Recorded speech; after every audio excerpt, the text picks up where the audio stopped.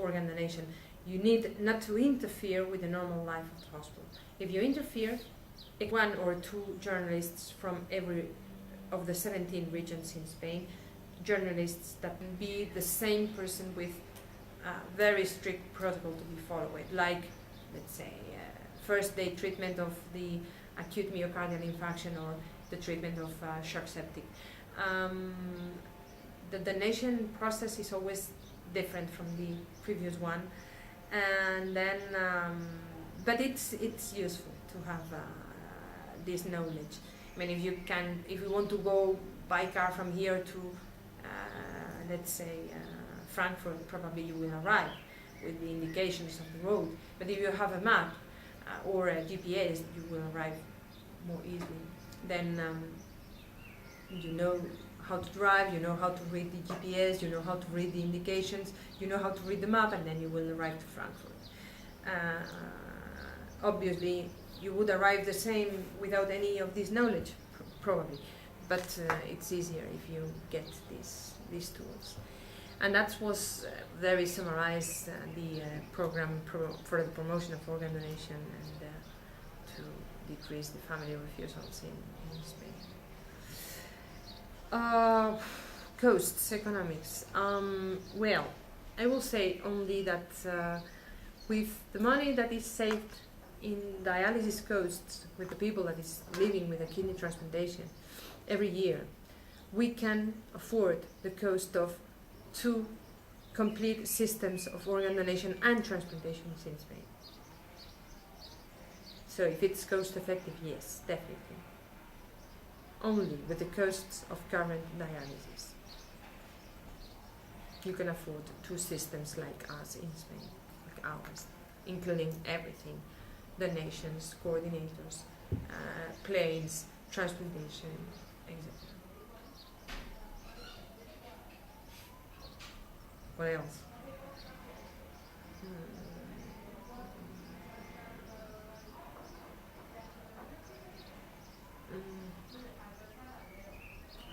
I think I covered.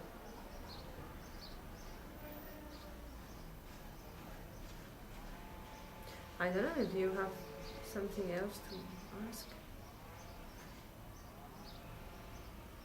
Media. Has there been ever any Opposition? opposition? Yes, of course. From I see people at the beginning were not exactly promoting organ donation. Now they realize that this is something that is related to their normal life and job. It's like to treat a septic shock. I mean, you cannot avoid to treat a patient that arrives to the ICU now. Most of the intensive care people do realize that they have to take care of donors, and in fact, in following this quality control system on the processes of organ donation, the rate of unreferred potential donors or encephalic deaths is very low. It's less than 1.5%. Is that because the people are using things like seat belts and other things to prevent more? No, well, nowadays most of our donors are, well, maybe 70-75% of our donors, not 75, but yeah, 75. Between 70 and 75% of our donors are dying due to stroke or anoxia, or not exactly due to trauma. Only 15% of them die on the road.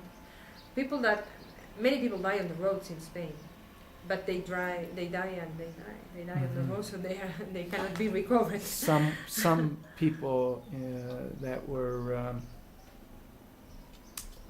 not agreeing that Spain was leading the world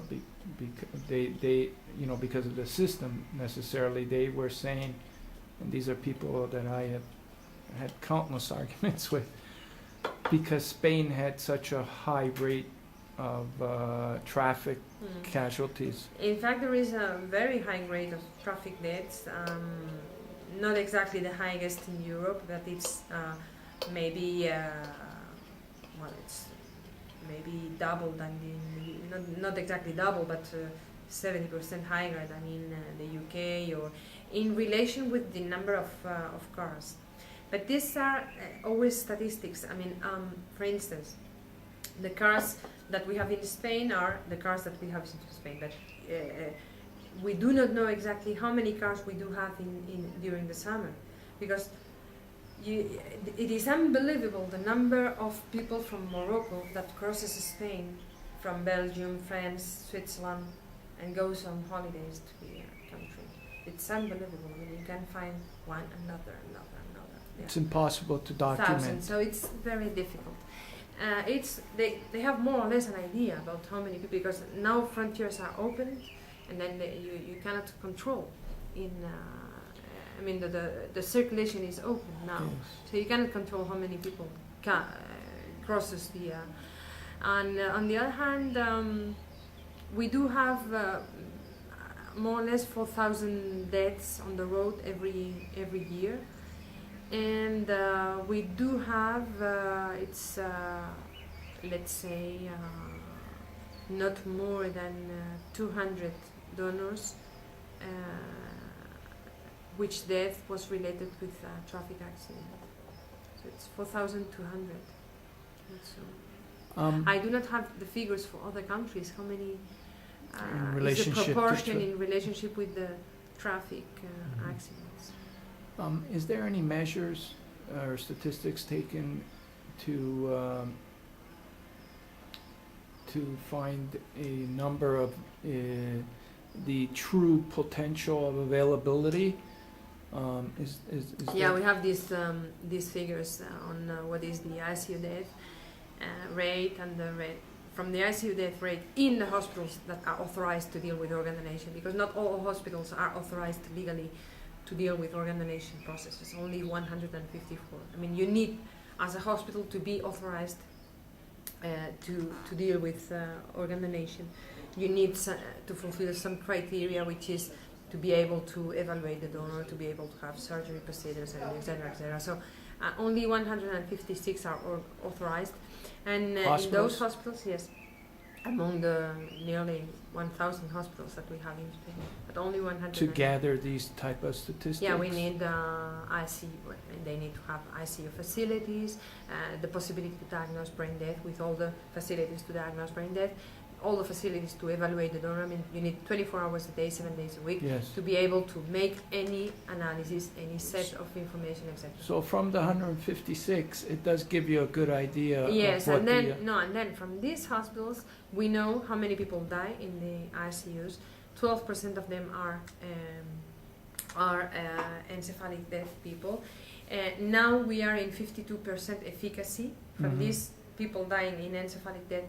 52% nowadays are transformed into actual donors, and the most optimistic scenario, with less than 1% unreferred, less than 3% presenting with cardiac arrest, less than 20% presenting with some kind of medical contraindication to organ donation or procurement, and the other things like organizational problems or coronary refusals or lack of recipients or any other problems, altogether less than 5% losses. And if we keep the family refusal rate on this 15% of all interviews, which is 10% of the losses, but 15% of all interviews, the ideal scenario would be 65% efficacy. So all the encephalic deaths, 65% of them could be transformed into actual donors. And you have to realize that more or less in Spain, 2.5 organs are used per donor. So this means that we could increase from 33, 34 donors per million up to 38, 39 donors per million. And then we could improve probably by, let's say, 800, 900 more transplants a year. And that is a better way to find out what your true potential is. Yeah, we think so, because we could go beyond, but this is difficult. I mean, what does not arrive to the hospital is very difficult to evaluate. Yeah. I know, or we know, that many people does not arrive to the hospital, die at home, or is not transferred into these hospitals authorized to deal with organ donation, die in another hospitals. But if we want to cover everything, probably we would be very less efficient.